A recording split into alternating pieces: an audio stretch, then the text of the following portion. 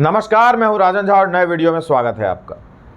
Political power grows out of the barrel of a gun. वैसे तो यह कहावत चीन के नेता माओ जेडोंग की है, परंतु इसे आत्मसात ममता बनर्जी करती हैं। बंगाल में अपनी राजनीतिक पकड़ बनाए रखने के लिए ममता जमकर इसका सहारा लेती हैं। पश्चिम बंगाल में हिंसा का दौर 1960 के बाद शुरू हुआ। उसके बाद 1967 में राज्य में लेफ्ट पार्टी की सरकार आई, जो 2011 तक यानी 34 साल तक रही। एक आंकड़े के मुताबिक इन 34 वर्षों के दौरान राज्य में हुए अलग अलग राजनीतिक हिंसा में 28,000 लोग मारे गए। टीएमसी के आने के बाद लोगों को लगा कि अब शायद उन्हें इस रक्तपात से छुटकारा मिल जाएगा, परंतु अफसोस कि ऐसा नहीं हुआ। बस सीपीएम के स्थान पर टीएमसी आ गई। टीएमसी के गुंडों द्वारा उत्पात मचाने की खबरें यदि नेशनल हेडलाइन बनती हैं तो यह तो हो ही नहीं सकता कि ममता तक नहीं पहुंचती होंगी। ममता इसे बीजेपी की साजिश कहकर नकार देती हैं और इससे अपराधी संरक्षण पाते हैं। नतीजा होता है कि चुनाव के बाद बीजेपी के कार्यकर्ताओं को पार्टी ऑफिस में गद्दा बिछाकर रातें गुजारनी पड़ती हैं। फोटो पश्चिम बंगाल के बरईपुर की है, जो जादवपुर लोकसभा क्षेत्र का हिस्सा है। भाजपा कार्यकर्ता प्रशांत हलदर जैसे कई लोग, 50 लोग बीजेपी पार्टी ऑफिस में छिपे हुए हैं। मीडिया वालों से कह रहे हैं, इलेक्शन सीजन माने आमादेर घर छाड़ार सीजन। बांग्ला के इस वाक्य का मतलब है कि चुनाव का समय अर्थात हम लोगों के घर छोड़ने का सीजन। प्रशांत हलदर अपनी बीवी बच्चों को अपने रिश्तेदारों के घर छोड़कर आए हैं। मिलियन व्यूज वाले असली गोदी मीडिया के एक भी पत्रकार इस पर सवाल नहीं उठाएंगे कि एक लोकतांत्रिक देश में पार्टी विशेष का समर्थन करने वालों को चुनाव के समय में यह वनवास क्यों झेलना पड़ता है। प्रशांत यदि अपने घर पर मिलेंगे तो उनकी हत्या कर दी जाएगी, जैसे कि सैकड़ों लोगों की कार्यकर्ताओं की जा चुकी है। प्रशांत कहते हैं कि वे घर पर नहीं मिले तो उनके घर पर तोड़फोड़ कर दी गई। स्थिति यह है कि बंगाल में भाजपा कार्यकर्ताओं और वोटर्स की पहचान की जा रही है, उनको सबक सिखाया जा रहा है। डर के मारे पहले ही से सहमे हुए लोगों ने टीएमसी के पक्ष में वोटिंग की, जिसका नतीजा हम सबके सामने में है। बरईपुर की ही एक अन्य बीजेपी कार्यकर्ता हैं मामोनी। उन्होंने मीडिया को बताया कि जिस दिन लोकसभा चुनाव के नतीजे यानी 4 जून को आए, उस दिन टीएमसी के 50 गुंडे उनके घर पर पहुंच गए, घर को घेर लिया। मामोनी कहती हैं, मैंने खुद को छिपा लिया, लेकिन गुंडों ने मेरे पति और मेरी मां को मारा। अगले दिन सुबह सुबह हम घर से भागने को मजबूर हो गए। तब से लेकर आज तक पार्टी कार्यालय ही हमारा घर है। शानू प्रामाणिक ने इंडियन एक्सप्रेस को बताया कि 4 जून को नतीजे आने के बाद टीएमसी के गुंडे ने हमारे घरों में तोड़फोड़ की। वो मेरे घर में घुस रहे थे। मौका देखते ही मैं वहां से भाग गया। फिर मैं अपने एक रिश्तेदार के घर पर छिप गया। उसके बाद सुबह करीब 3 बजे मैं वहां से निकला और दोपहर 1 बजे यहाँ यानी पार्टी ऑफिस पहुंचा। शानू को घर वालों ने लौटने से मना किया है। उन्हें डर है कि शानू लौटा तो उसे जान से मार दिया जाएगा, क्योंकि ऐसी ही धमकी दी गई है। टीएमसी के गुंडे पोलिंग स्टेशन पर नजर रखते हैं। कौन सा पार्टी, ये चुनाव के दिन की बात कर रहा हूँ, कि कौन सा पार्टी कौन सा वोटर किस पार्टी को वोट दे रहा है, उसके बाद हिसाब किताब किया जाता है। सोचिए, ऐसी स्थिति में क्या कोई चाहकर भी अन्य पार्टी को वोट देगा। लेवल प्लेइंग फील्ड वाले रवीश कान में उंगली डालकर किसी शूट वाले की शूट निहार रहे हों। बंगाल में जारी हिंसा को लेकर कलकत्ता हाईकोर्ट में याचिका दी गई। कोर्ट को बतलाया गया कि 1 जून को राज्य में 7 चरण के मतदान खत्म होने के बाद से 11 लोगों की मौत हो चुकी है अब तक। सोशल मीडिया पर स्थानीय पत्रकारों के हैंडल भरे पड़े हैं। कोई दुकान लूटे जाने का वीडियो अपलोड कर रहा है तो कोई घर फूके जाने का। किसी का ई रिक्शा छीन लिया गया, किसी के घर को नष्ट कर दिया गया। उनको होने वाले नुकसान की भरपाई कौन करेगा? सत्ताधारी टीएमसी। उन्हें करना होता तो वे हिंसा करते ही क्यों? या वो पार्टी जिन्हें सपोर्ट करने की वजह से यह सब हुआ? उन्होंने कार्यकर्ताओं को पार्टी ऑफिस में शरण दी हुई है, यह क्या कम है? जनता की एकमात्र उम्मीद है न्यायालय। चुनाव बाद हिंसा पर कलकत्ता उच्च न्यायालय ने नाराजगी व्यक्त करते हुए यहां तक कहा कि यदि राज्य सरकार हिंसा पर लगाम नहीं लगा सकती तो केंद्रीय सुरक्षा बलों को बंगाल में 5 साल तक तैनात करने का आदेश देना पड़ सकता है। उच्च न्यायालय की इस कठोर टिप्पणी के बाद भी ममता सरकार की सेहत पर शायद ही कोई असर पड़े, क्योंकि वह सारा दोष विरोधी दलों पर मढ़ देती हैं। वास्तव में जब तक बंगाल में हिंसा के लिए ममता सरकार को सीधे तौर पर जिम्मेदार ठहराकर कार्रवाई नहीं की जाएगी, तब तक राज्य के हालात सुधरने वाले नहीं हैं। आप सोच रहे होंगे कि बंगाल में उभर रही बीजेपी को हराने के बाद भी हिंसा क्यों हो रही है। उसका कारण है कि ममता और टीएमसी के गुंडे जानते हैं कि यदि जनता को डरा कर नहीं रखा गया तो उनका शासन करना मुश्किल हो सकता है। अब जैसे ही उनको लगा कि बंगाल में बीजेपी दस्तक दे चुकी है, उन्होंने बीजेपी नेताओं, कार्यकर्ताओं, समर्थकों सबको निशाने पर लिया। विधानसभा चुनाव के दौरान भी बड़े पैमाने पर जो हिंसा हुई थी वह बंगाल पुलिस के मूक दर्शक बने रहने के कारण ही हुई थी। और यह बंगाल पुलिस मूक दर्शक क्यों थी यह सब जानते हैं। और इसी के चलते कई भाजपा कार्यकर्ता और समर्थकों की हत्या कर दी गई। तब हिंसा का दौर इतना भयानक था कि कुछ महिलाओं से दुष्कर्म तक किया गया। उस समय आतंक का ऐसा माहौल बनाया गया था कि कई लोगों को अपना घर बार छोड़कर पड़ोसी राज्य असम में शरण लेनी पड़ी थी।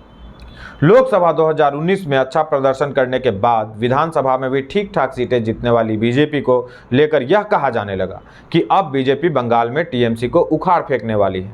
लेकिन लोकसभा चुनाव 2024 में भाजपा का प्रदर्शन पहले की तुलना में खराब हो जाता है, जबकि ग्राउंड पर ऐसा लग रहा था कि भाजपा वालों ने अच्छा पकड़ बनाया हुआ है। मैं सुनी सुनाई बात आपको नहीं बतला रहा। नवंबर 2023 में मैं बंगाल गया था 10 सूत्रधार के लिए डॉक्यूमेंट्री बनाने के लिए, दक्षिणेश्वर काली मंदिर और वेलूर मठ को लेकर डॉक्यूमेंट्री तैयार करने के लिए। अब वह चैनल डिलीट कर दिया गया है, दोबारा हमने शुरू किया है। कुछ लोग कह रहे हैं कि दक्षिण पंथ को ही 10 सूत्रधार बना दीजिए, इस पर विचार चल रहा है। खैर, तो कई दिनों तक हम लोग न केवल वहाँ रहे बल्कि लोगों के साथ बातचीत की। वहाँ से दुर्गापुर होते हुए धनबाद गए थे और ऐसा लग रहा था कि भाजपा अच्छा प्रदर्शन करेगी, परंतु नहीं कर सकी। नतीजे उस प्रकार के नहीं दिखे। इसका सबसे बड़ा जो कारण है वह यही है, हिंसा। बंगाल के हमारे सूत्रों ने जानकारी दी कि पोलिंग स्टेशनों पर टीएमसी के लोग नजर बनाए हुए थे और देख रहे थे कि वोटर किन्हें वोट दे रहे हैं। यदि आपकी इच्छा किसी और उम्मीदवार को वोट देने की हो रही है तो वो तुरंत इशारा करते हैं कि वोट कहां देना है। आपको उनके बताए निशान पर ही वोट डालना होगा। जिन्होंने ऐसा नहीं किया उनको चिन्हित किया जाता है।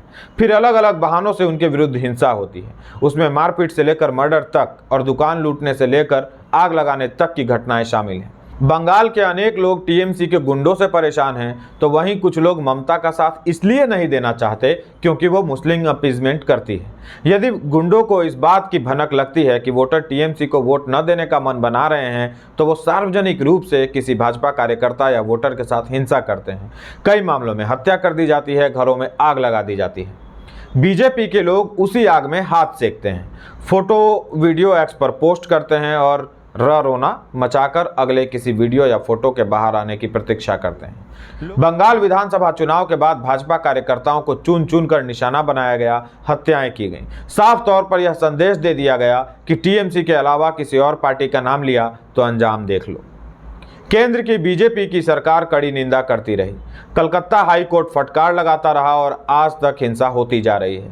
भाजपा सपोर्टर कहते रहे कि राष्ट्रपति शासन लगाएं, नहीं लगाया गया, फिर भी भाजपा के विरोधी उन्हें हिटलर और फांसीवादी बुलाते रहे। प्रेसिडेंट रूल छोड़िए, किसी बड़े नेता के मुंह से एक शब्द नहीं निकला। बीजेपी वाले निंदा के अतिरिक्त कुछ कर नहीं सके। लोग डर गए क्योंकि उन्हें वहीं रहना है।